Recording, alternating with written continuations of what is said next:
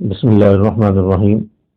حدیث پاک میں آتا ہے کہ جو شخص جانور کی قربانی کرتا ہے اس کو جانور کے ہر بال کے بدلے میں ایک نیکی ملتی ہے، یعنی جانور کے جسم پر جتنے بال ہوتے ہیں ان تمام بالوں کے برابر اس شخص کو قربانی کرنے والے کو نیکیاں ملتی ہیں۔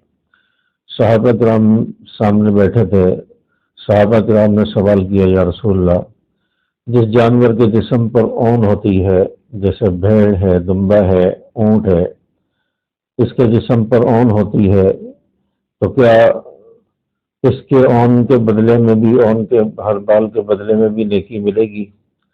تو رسول اللہ صلی اللہ علیہ وسلم نے فرمایا کہ ہاں، اون کے ہر بال کے بدلے میں بھی ایک نیکی ملے گی۔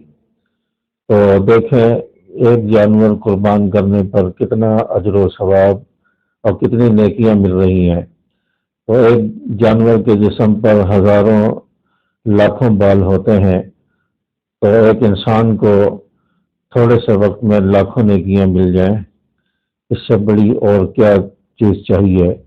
اور اس سے بڑا کوئی سخی اور بادشاہ بھی ہے جو اتنے تھوڑے سے وقت میں اتنا اجر و ثواب اور اتنی چیزیں عطا فرمائے؟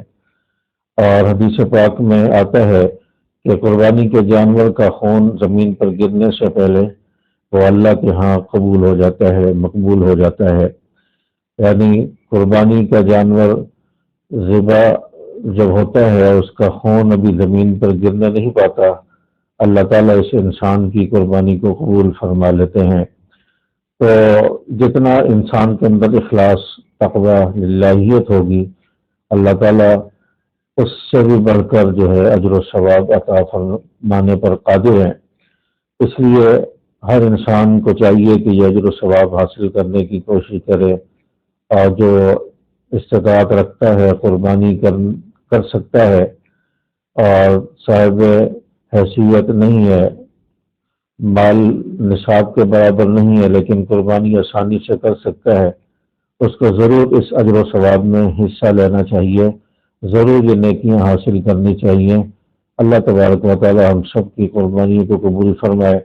جو قربانی نہیں کر رہے، اللہ تعالیٰ ان کو بھی قربانی کرنے کی توفیق اور صلاحیت اور ہمت عطا فرمائے۔